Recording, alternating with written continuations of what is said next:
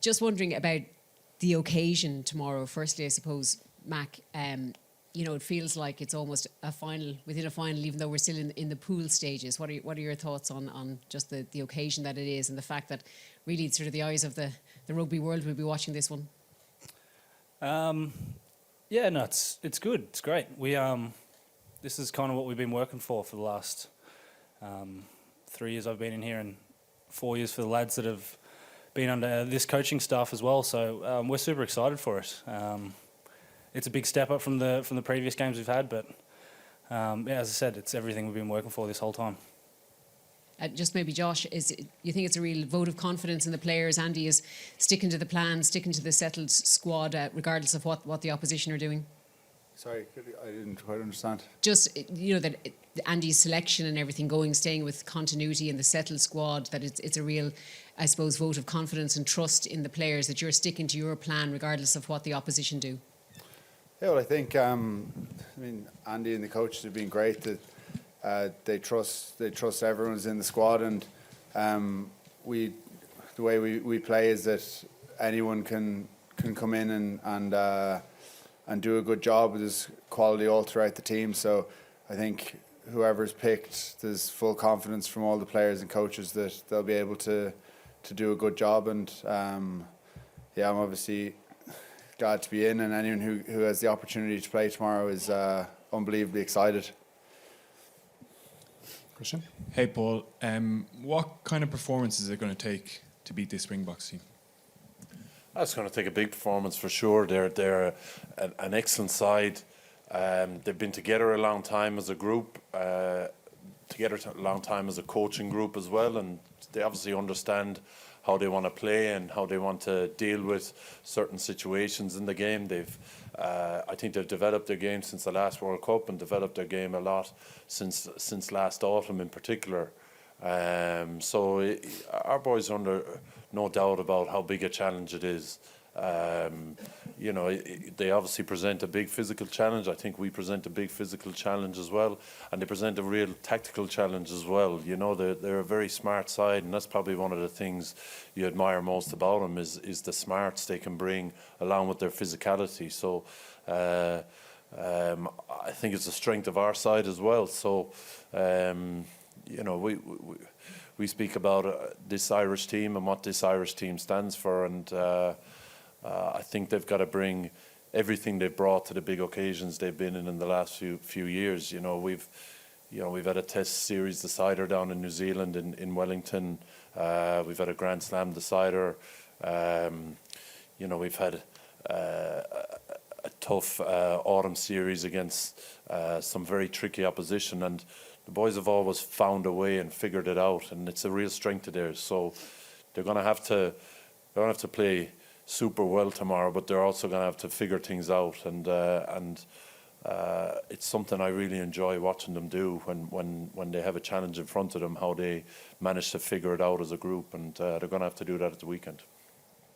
Now we'll take a question at the back first. Thank you. Paul, from a tactical point of view, does the absence of Malcolm Marx make the South African line-out a little bit more contestable from your defensive strategy? I don't know about that. I mean, Dion Fourie has always looked very competent to me. I remember when I was down in France here, I remember watching him swapping from back row into hooker for Leon, and he was absolutely incredible. Another thing, having a coaching staff that's been together for quite a long time, they know their lineouts. They know, there isn't a whole lot of change. They have a lot of continuity with that regard. They have very good options in the air. So I would say they feel pretty confident about it. And he's a wise kind of campaigner, Dion Fourie. He's been around. He's really experienced. So we'll be trying to pressure them for sure, but we'll be trying to pressure them the same way we'll be trying to pressure any hooker that comes off the bench.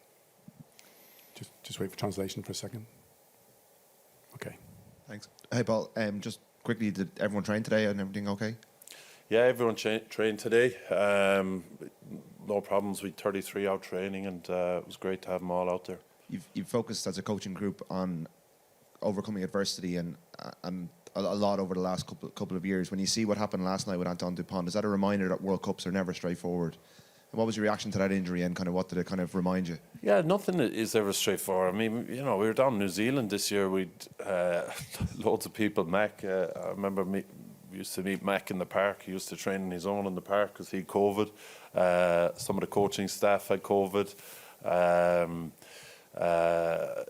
We've had all sorts of challenges thrown at us, and it's a big strength of Andy's that he kind of revels in it and enjoys it. And there's no doubt there's going to be ups and downs during the World Cup, and there'll be ups and downs within the game. And players' experience and their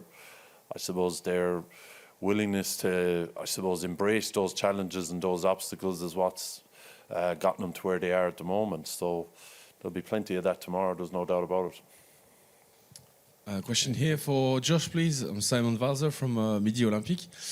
Josh, I'd like you to talk about the physical dimension of the South African, and how do you guys as a team, what do you do to overcome this physicality? Do you have to be faster? Do you have to be more precise? How do you do on the pitch to counter-attack on this point? Yeah, they're definitely a very physical team. Something we're become very used to from any South African team that they put out. Certainly a part of their DNA, and I think from our side, I think rugby's a physical game. I think every game has a lot of physicality to it. So we know we'll have to be at our best in that area. And then there's the things that Paulie's talked about. They're very smart. They come up with some good plays as well. It's not just the physical confrontation that they bring. They also have a load of different things outside that. So from our point of view, of course, we'll need physicality as with every game, but we'll probably need a good all-round performance in every area, I think. Okay, a question up here. Paul, how long have you been planning for this to take on the challenge of that South African pack? And where does it rank for you as a coach in terms of the work that you've had to put into it to try and get one over them?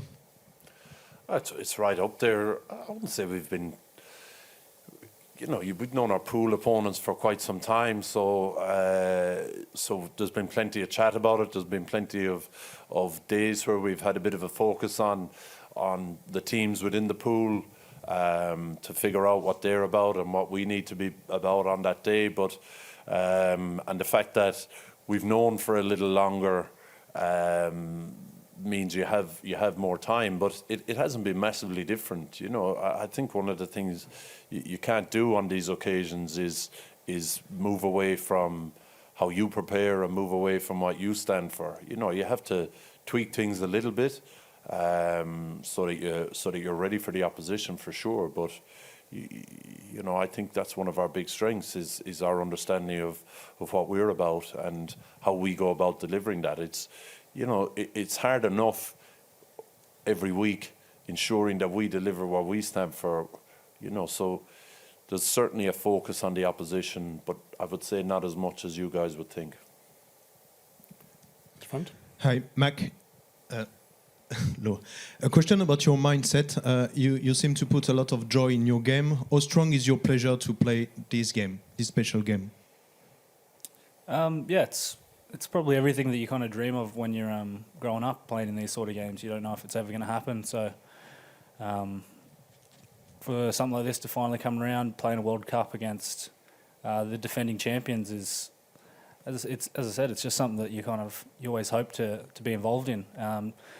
And to get this opportunity, get this chance to play with this team, it's super special. And a few nerves for you, a few nerves here and there, but that's kind of what it's all about. The rugby is kind of made for these sort of games. To be involved in it is incredible, and pretty special to be playing alongside players like Josh and Johnny and stuff like that as well. Some guys in their third, fourth World Cup.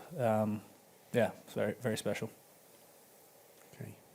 Hi guys, Stephen here from Favourite Sports. Mack, a lot of conversations about the physicality, but you have a very different task ahead of you. Ches and Colby, Kirkley Arons on the wings, not the biggest wings, but lots of pace. How do you think? How do you guys plan on coping on that? And personally, how much are you looking forward to trying a bit of a different challenge when it comes to South Africans?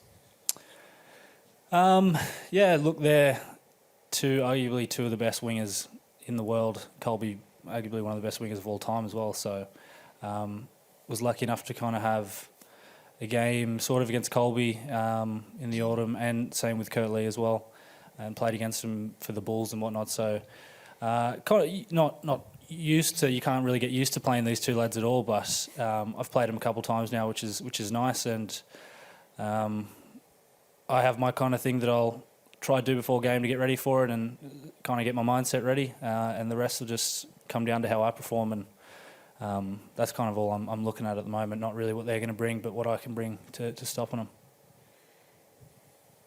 Good afternoon, guys. Good afternoon, Paul. It's Kanyiso here from News 24 Sport in South Africa.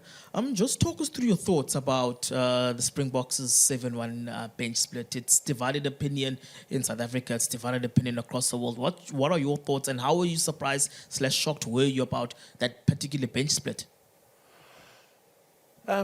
I don't have a problem with it anyway. That's one thing for sure. But and you know, if you have guys that can cover there, it makes sense for you to do. And if it's something that I feel gives you something, fair play to them. You know, our plan is 5-3. Their plan is 7-1, and I don't give it a whole lot more thought than that. Josh, just talk on your matchup with Siakulisi, and as well there's the fetchers on the bench. They've got Van Staden, Kwagga Smith, and who else? 3 fetchers on the bench. Just what do you expect from on the breakdown? Yeah, I mean, there's some quality all throughout the South African team, especially the breakdown threat. I think there's certainly any time I'll hope to be involved, we're obviously trying to stop them getting turnovers or competing at our ball, and that goes across the whole team. Everyone has a role to play in that, and it's obviously a huge threat and something that has worked really well for South Africa and South African teams in the URC as well. So it'll definitely be a big challenge, kind of something we kind of looked at earlier in the week, but I suppose now we're just thinking about trying to look at our own performance and try and be as good as we can be, and hopefully that stops them having a big effect on the game. But it'll certainly be a big challenge, as it always is. And then last one for Mack Hansen. Could we expect interesting haircut tomorrow?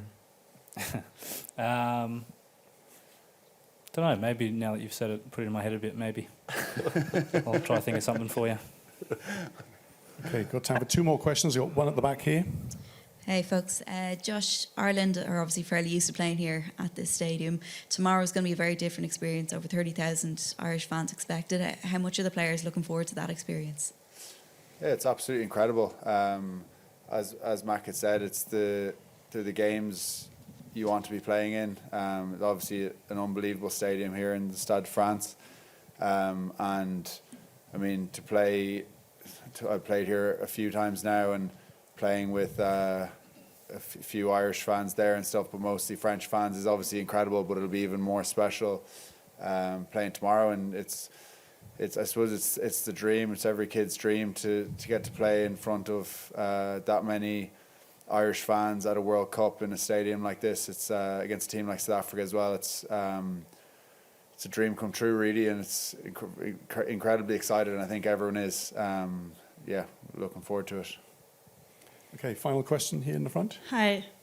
Question for Paul. Quick question about the French team and Antoine Dupont and what happened yesterday. You could face France in quarterfinals. How big is that loss for France to lose Antoine Dupont? I haven't heard anything whether he's out or not, but it was disappointing for him. He's obviously a brilliant player. He's on unbelievable form. He makes them, I think, a lot of teams play very similar rugby, but he makes them very unpredictable. He's very unorthodox in how he plays the game. He runs across the pitch. He kicks off both feet. He's very strong in the tackle for a scrum half. So he gives them a real unpredictable edge to their attack. And if he's gone, there's no doubt he'll be a loss. It'd be a shame to see if he's out of the tournament, because he's a brilliant player and he adds to the tournament. So I hope he's okay. See what happens in the quarterfinals.